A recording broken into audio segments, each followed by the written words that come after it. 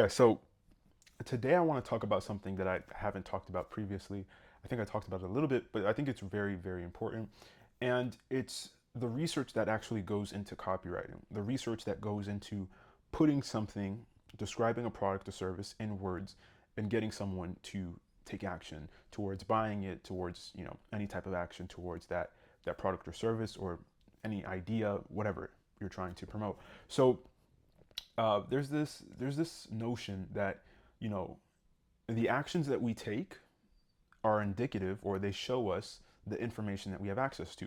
When people take good actions, when people write a piece of copy that is just so amazing, it just shows the information or the knowledge base that they have on the subject, right? It was informational, it was persuasive, whatever thing it was. It shows how good they are at that thing. So what I want you guys to understand is, your ability to do something, it reflects partially on your ability to take action, yes, your ability to actually put it out there, but it also reflects on the information that you're taking action on, right? So I want you guys to have the research, the things that are necessary to be successful when it comes to writing, some copy. So the first thing is, after you understand how important research is, because you're not going to, at least most copywriters, you take on a client and you don't understand everything of their space, but you have to do the research to understand more about their space, because you're going to be writing from that person's perspective. You have to look at the world through their lens when it comes to their business. You can't just have your own way of doing it, right? I mean, in some unique cases you can, but oftentimes copywriters, you're called to write from the perspective of the brand, right? And not be like an individual, type of person on the team. So the first thing is you understand the importance of research. Understand how important it is, because your research will show up in the writing. How much research you did. And the truth is, I was actually reading some copy, and when I'm reading this copy, I'm like, man, yeah, this guy did a decent job writing this, but he doesn't even know. Like, 'cause I knew a couple of data points in my head that he could have included into what he was writing about to make it 10 times more, I mean, more persuasive, right? And it was just showing me that, like, hey, he didn't do all the research he needed to do. If he put that research into this copy would have been, 10 times more persuasive and could have converted another 10 to 20, maybe even 30% of people onto what he was wanting to do. So the next thing is, the methods of actually gathering this relevant information. So the first thing that I always like to do is I always like to start out with the client.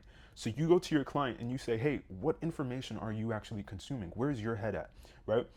And whatever that is, whether it's an article, whether it's a YouTube channel, like wherever their head's at, you want to put your head there, plug in there, right? And that's an amazing foundation to start with, because now you're going to start to understand, okay, this is what my client consumes, this is what the client's thinking. I got it, I get it, and boom, now I'm able to at least get a foundational knowledge I could write from. Now, the next step is actually going past your client's knowledge. So understanding things or information that your client hasn't even been able to go through yet, right? Understanding insights that they haven't been able to go through yet. And that's just based on you doing your own research. And that research, I mean, you could utilize things like ChatGPT, tell it to source its references, and different AI models too to help you in that research process.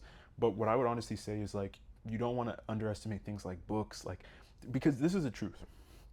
Once you send something out, yeah, you could send it again, but it loses its potency. So if you're coming up with something that you know is going to be huge, if you're going to do a launch of something that you know is going to be huge, I would spend a lot of time going through information and going through credible information to put the best thing out there the first time. Okay? Now, the next thing is you have to analyze and organize your research on importance. Okay? So there's this idea that, a lot of copywriters, if you don't have an actual importance of the information that you're going through. So let's say you collect tons of data points and you're beginning your writing process and you just start including them, you start plugging them in there.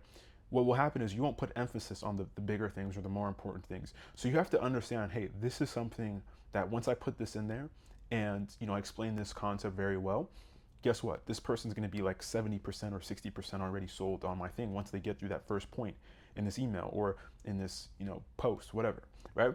So you have to actually analyze and understand how important each piece of data you're sourcing is. You can't just put them on a list and then just start writing about them, because then again, you could lose your potency.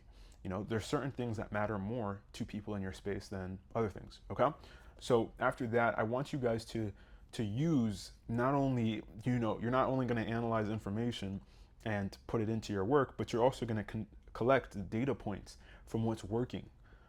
Because now what you're doing is you're actually becoming a data company. You're understanding, hey, this is what works, this is what people care about, right? And you're just going to use that to strengthen your copy. And I talked about that in videos, I think in the week prior, of how important collecting data is, right? So the next thing I would say is just look for well-researched copy online. And what I like to look at, for most of the time when it comes to finding well-researched copy, is normally finding research papers and things of that nature. Specifically research papers that are pointing you towards a direction. So if it's a research paper on, let's say it's a research paper on players that play football, right? And American football, and why it's so dangerous and why they want to steer people away from playing American football. Not only is it going to show you data points, but it's also a persuasive paper that's going to write towards you doing something, right? And that action is not watching it, or not putting your child in it, or not participating in it yourself. So that's what I want to find. Of course, you want to find more condensed versions of that that relate to what you're doing, but that's a big thing, is finding papers that have tons of data points in them, and then also are persuading a person.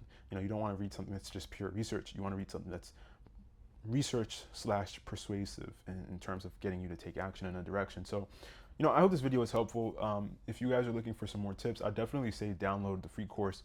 It's not actually a download. You can just click it. It's on Notion. It's going to be the first thing in the description.